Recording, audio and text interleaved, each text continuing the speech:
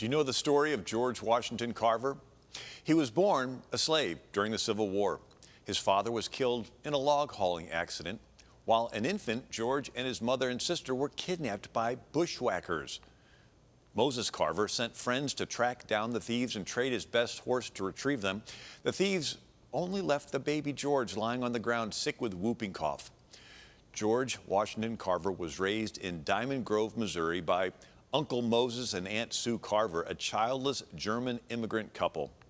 In poor health, George stayed near the house, helping with chores, learning to cook, clean, sew, mend, and wash laundry, skills that later in life he used to support himself. His recreation was to spend time in the woods. George worked his way through school and eventually taught at Iowa State College. In 1896, George surprised the staff by announcing his plans to give up his promising future there and join the Tuskegee Institute in Alabama, founded by Booker T. Washington. Carver visited farmers and taught them farming techniques such as crop rotation, fertilization, and erosion prevention. Carver noticed the soil was depleted due to years of repeated cotton growth. Also, an insect called the boll weevil swept through the South, destroying cotton crops. George showed the farmers the benefits of planting peanuts, which replenished the soil with nitrogen. Farmers heeded Carver's advice, but soon had more peanuts than the market wanted, as peanuts were primarily used as animal feed. George determined to find more uses for the peanut to increase the market for them. George Washington Carver discovered and popularized hundreds of uses for the peanut. In the summer of 1920, the YMCA of Blue Ridge, North Carolina, invited him to speak. Dr. Carver stated, "Years ago, I went into my laboratory and said, 'Dear Mr. Creator, please tell me what the universe was made for.' The great Creator answered, 'You want to know too much for that little mind of yours. Ask something more your size, little man.' Then I asked, 'Please, Mr. Creator, can you tell me what man was made for?' Again, the great Creator replied, 'You're still asking too much. Cut down on the extent and improve on the intent.' So then I asked, 'Please, Mr. Creator, will you tell me why the peanut was made?'